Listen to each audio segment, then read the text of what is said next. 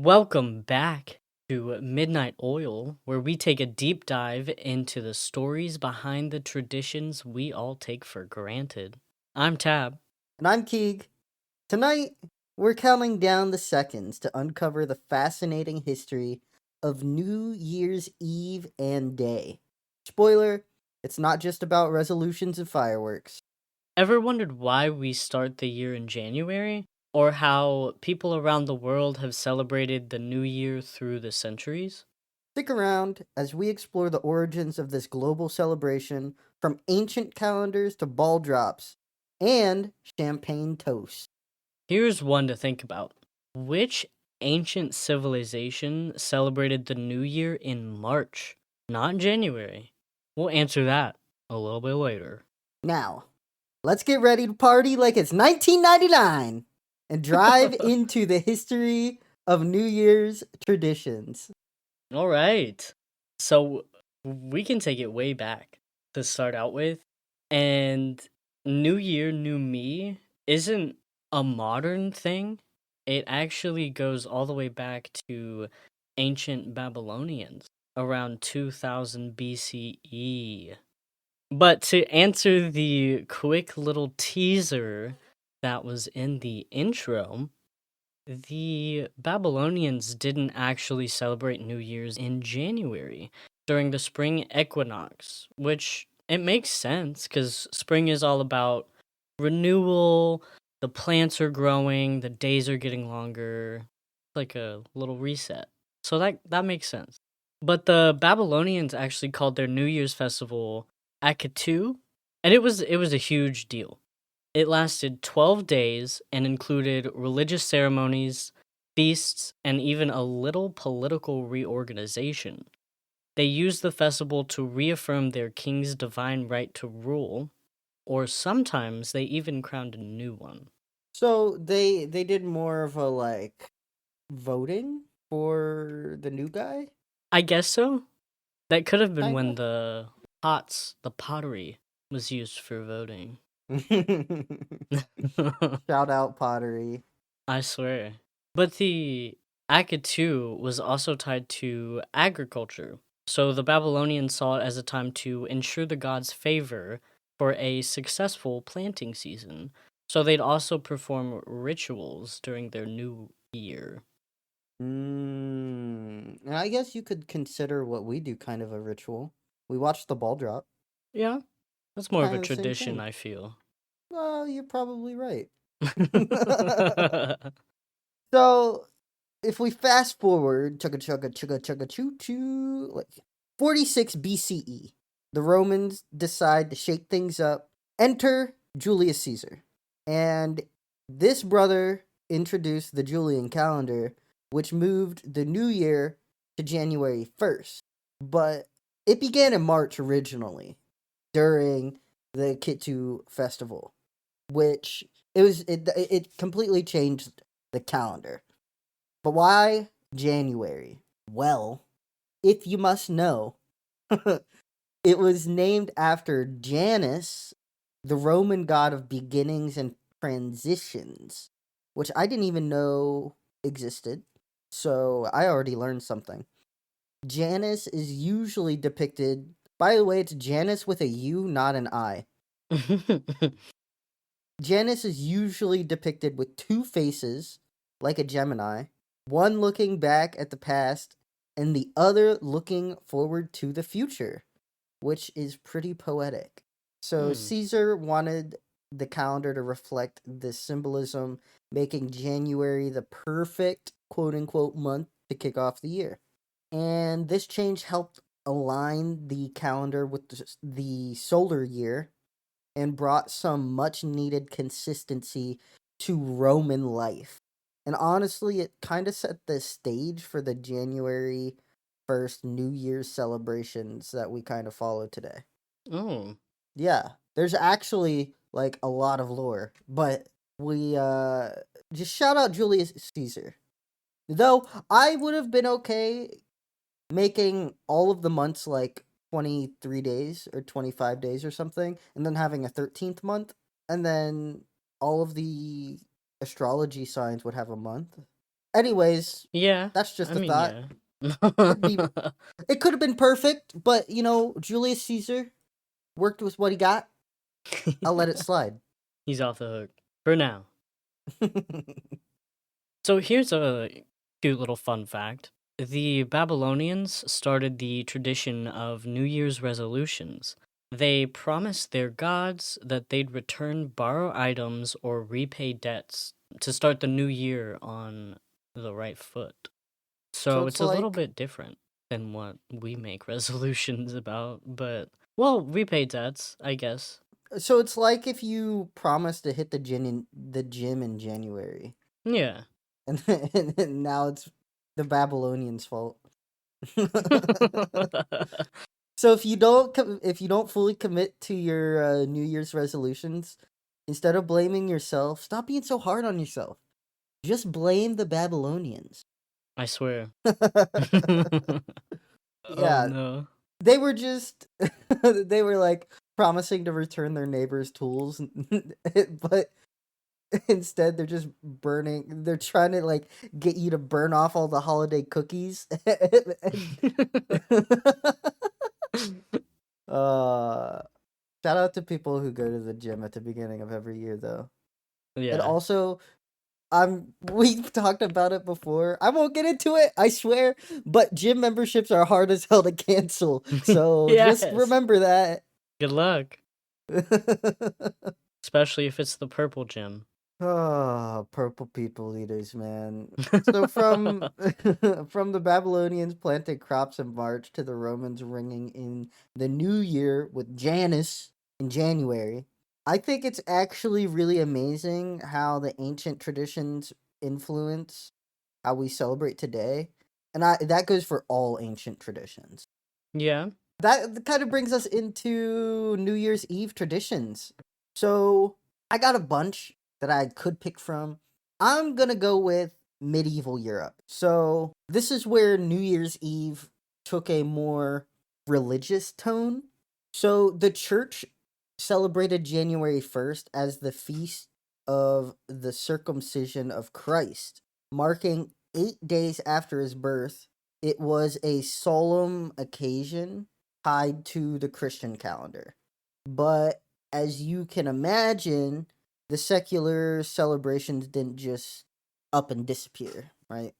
Despite the church's efforts to discourage them, people across Europe kept celebrating the New Year's with feasts and music and dancing, though often in smaller local traditions to avoid too much attention. So they liked it a little quiet. Yeah. They they definitely tried to keep it under wraps. Hmm. Okay. So how did we go from them keeping it like quiet and religious and secular to the firework filled parties we know today? So let's start with the firework. This tradition actually has its roots in ancient China, where fireworks were invented. They were originally used to ward off evil spirits during celebrations. The loud noises and the bright lights were thought to scare away the bad luck.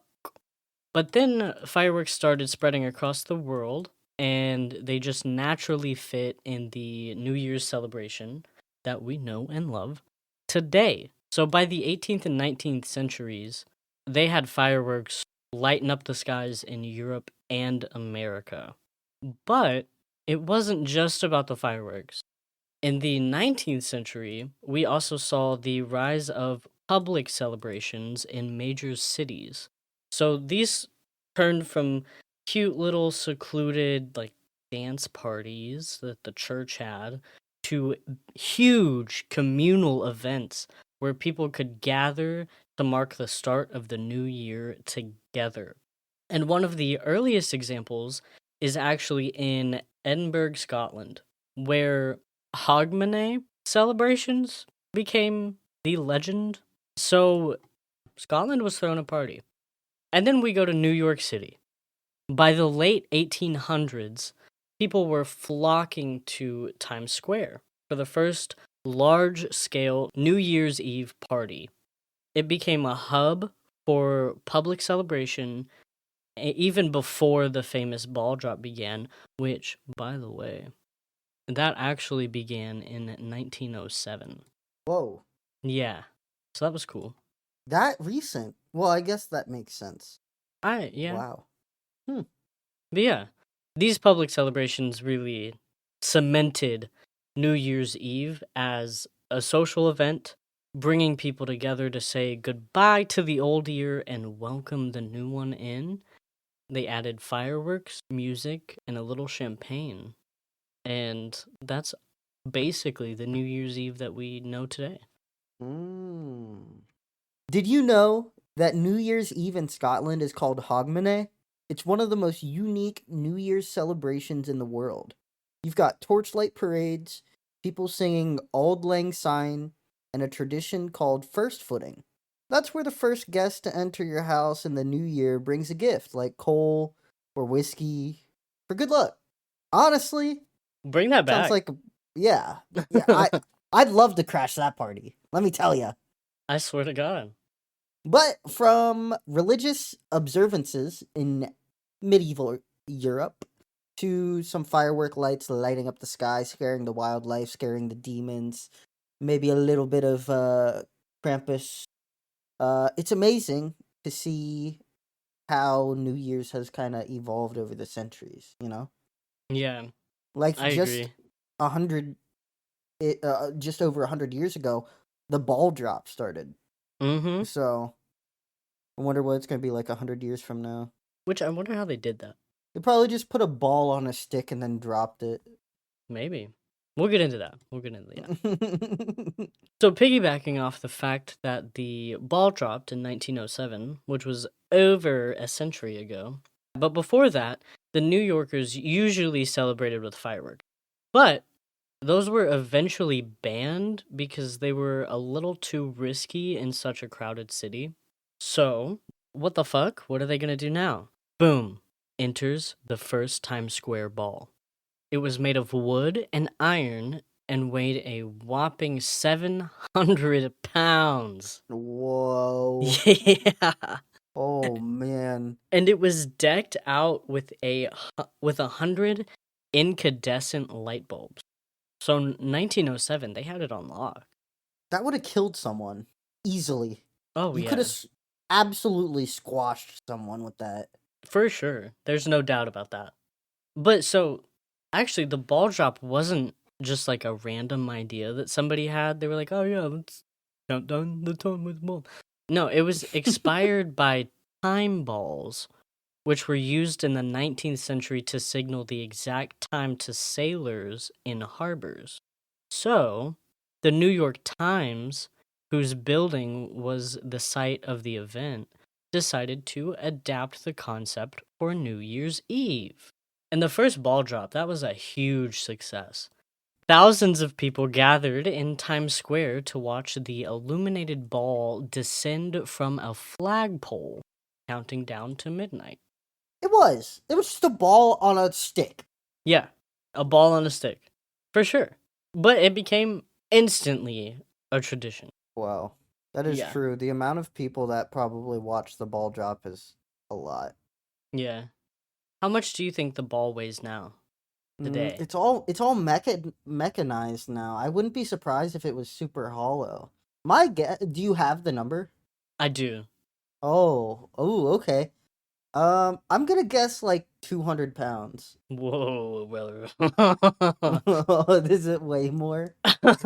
11,000 pounds. Why? What did they put in it? Lead? Well, so it's covered in more than 2,600 Waterford crystal triangles, and it's also powered by energy efficient LED lights. I don't care. I can draw a triangle that doesn't weigh 11,000 pounds. I'm I sure I mean, could fair. draw. I'm sure I could draw 20,000 of them that don't. It doesn't need to. Huh? So apparently the Waterford crystals are what's making it so heavy.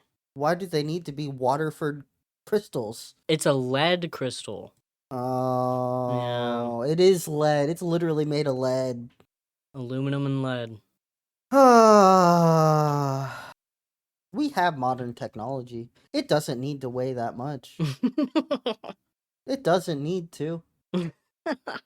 It doesn't need to be able to kill a small crowd of people.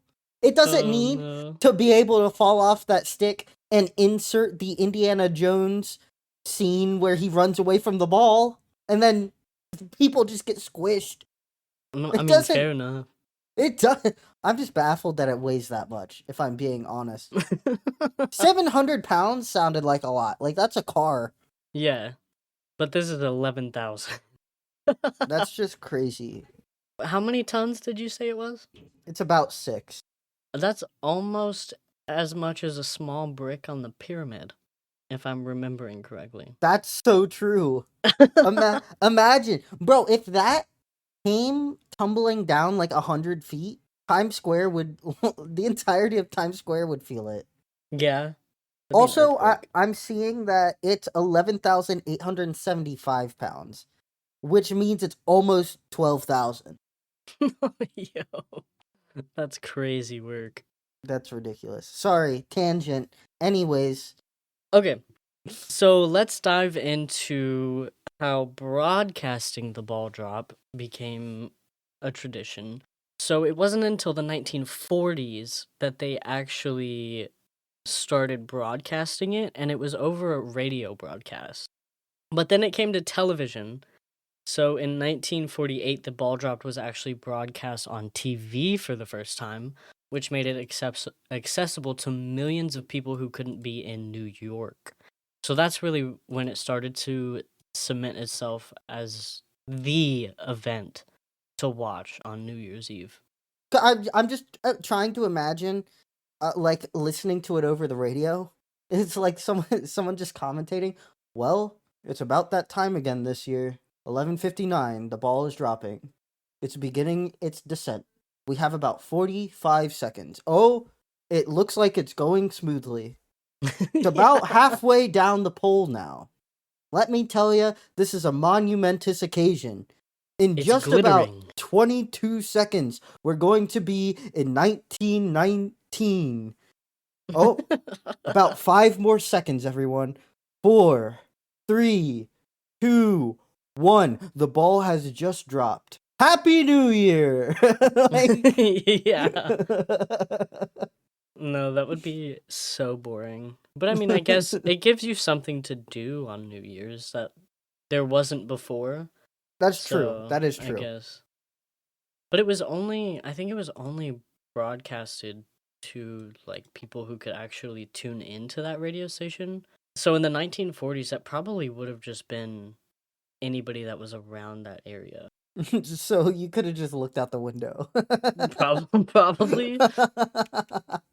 But by the 1970s, Dick Clark's New Year's Rockin' Eve made it even better.